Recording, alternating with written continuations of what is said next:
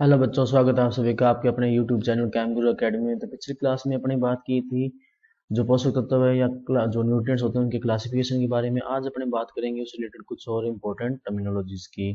तो इससे पहले कि अगर अपने नेक्स्ट स्टार्ट करें, अगर आपने पिछले वीडियोज नहीं देखे हैं तो ज़रूर देख लेना, जो आपको हमारे यूट्यूब चैनल पर मिल जाएंगे। और अगर अब तक आपने हमारा टेलीग्राम चैनल और इंस्टाग्राम के और फेसबुक के पेजेस ज्वाइन नहीं किए तो ज़रूर ज्वाइन कर लेना, जहाँ पर अपने को इम्पोर्टेंट जो है वो कंटेंट जो मिलता रहेगा। तो चलते हैं, आज की क्लास शुरू करते हैं। तो सबसे पहला जो यहाँ पर पॉइंट डेफिनेशन आती है वो आती है हिडन हंगर की। किसकी आती है?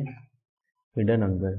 अब क्या होती है hidden hunger? Hidden hunger basically एक फिनोमिनन है जहाँ पर न्यूट्रिएंट के अंदर जो प्लांट है उसके अंदर न्यूट्रिएंट की डेफिशिएंसी है, पर वो डेफिशिएंसी के सिम्टम्स जो है वो शो नहीं कर रहा है। हिडन हंगर क्या होती है देखना, प्लांट में न्यूट्रिएंट डेफिशिएंसी है, न्यूट्रिएंट न्यूट्रिएंट की डेफिशिएंसी है, but symptoms symptoms not present, symptoms not present की डेफिशिएंसी है लेकिन सिम्टम्स प्रेजेंट नहीं है, इसी को क्या बोलते हैं? Hidden hunger.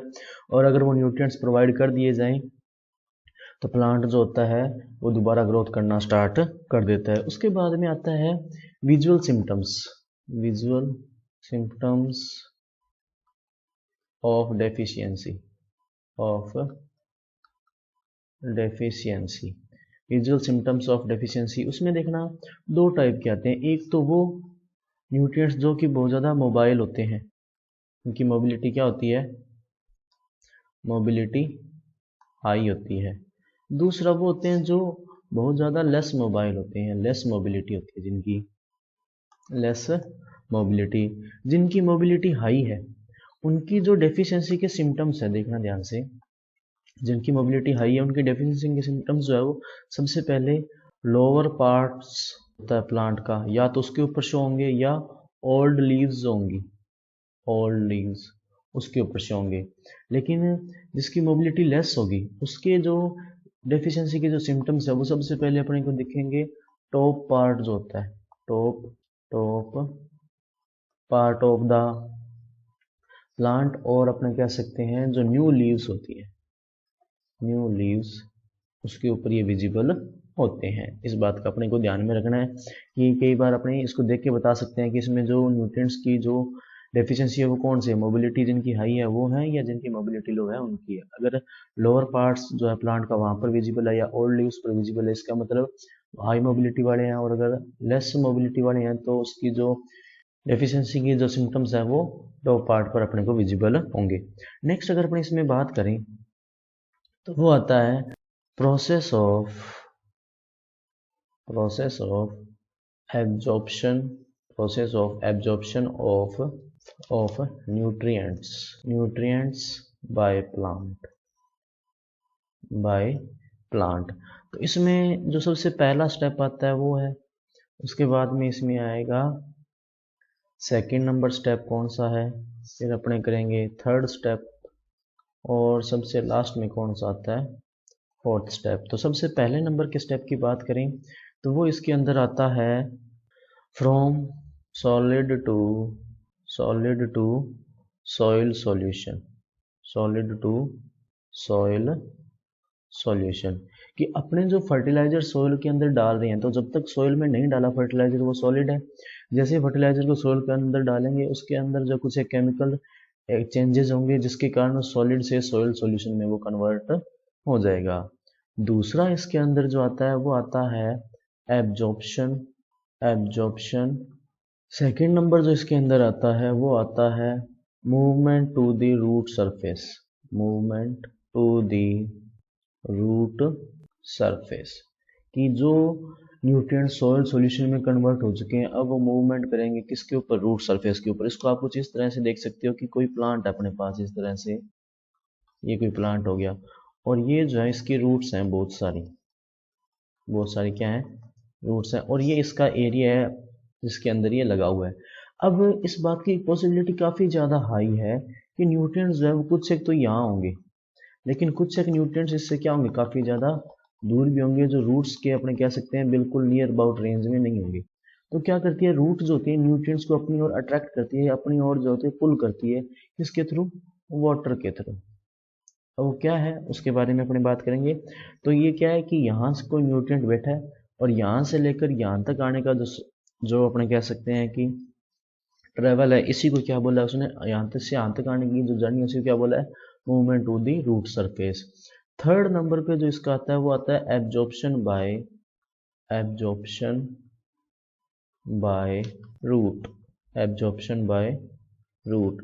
और फोर्थ जो आता है वो आती है supply to the plants, supply to various parts of the plant, various parts of plant. ये हो गया। तो इनके बारे में अगर अपनी बात करें तो सबसे पहले देखो, अपने कोई फर्टिलाइजर वो सॉइल के अंदर डाला, सॉइल के अंदर जैसे डालेंगे तो वो सॉलिड से सॉइल सॉल्यूशन में कन्वर्ट होगा केमिकल चेंजेस के थ्रू। दूसरा क्या होगा कि कुछ एक न्यूट्रिएंट्स तो बिल्कुल रूट के सरफेस के ऊपर होंगे और कुछ एक न्यूट्रिएंट्स क्या होंगे उससे दूर पड़े होंगे। तो वो क्या होंगे, न्यूट्रिएंट्स जब मूव करेंगे रूट की सरफेस के ऊपर आएंगे। इसमें जो तीन चीजें आती है, तीन तरीके हैं। पहला इसमें जो आता है वो आता है रूट इंटरसेप्शन। क्या आता है, रूट इंटरसेप्शन। सेकंड जो इसके अंदर आता है वो आता है मास फ्लो। क्या आता है, मास फ्लो। और तीसरा इसके अंदर जो आता है वो आता है डिफ्यूजन। तीन तरीके से होता है। उसके बाद में बात करें अगर एब्जॉर्प्शन, तो एब्जॉर्प्शन में भी ध्यान रखना दो है, एक तो एक्टिव एब्जॉर्प्शन या किसी का एडजॉर्प्शन भी लिख रखा है तो उसमें आप टेंशन मत लो, एक ही बात होती है लगभग। और एक हो गया पैसिव एडजॉर्प्शन। क्या हो गया, पैसिव एडजॉर्प्शन होता है।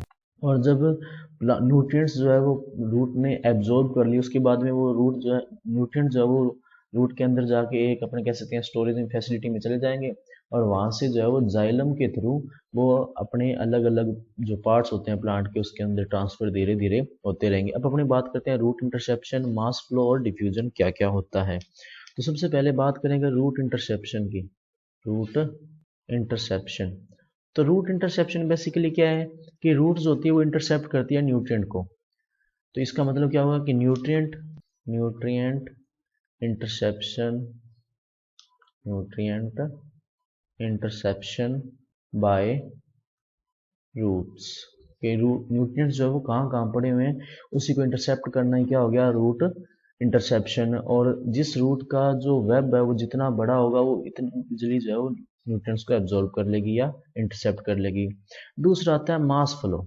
क्या आता है, मास फ्लो। देखो अपनी बात क्या की कि न्यूट्रिएंट जो है वो काफ़ी दूर दूर होते हैं रूट से, तो रूट जो होती है वो 24/7 वाटर को जो है एब्जॉर्ब करती रहती है, वाटर को जो है पुल करती रहती है। तो वाटर को जब पुल करती है तो क्या होता है कि न्यूट्रिएंट्स भी क्या होते हैं वाटर के अंदर डिजोल्व होते हैं और जैसे जैसे वाटर रूट्स के नज़दीक आता है वैसे वैसे न्यूट्रिएंट्स भी क्या आ जाते हैं, रूट के नज़दीक आ जाते हैं। तो यहाँ पर क्या हुआ मास फ्लो का meaning, flow of nutrient, flow of nutrient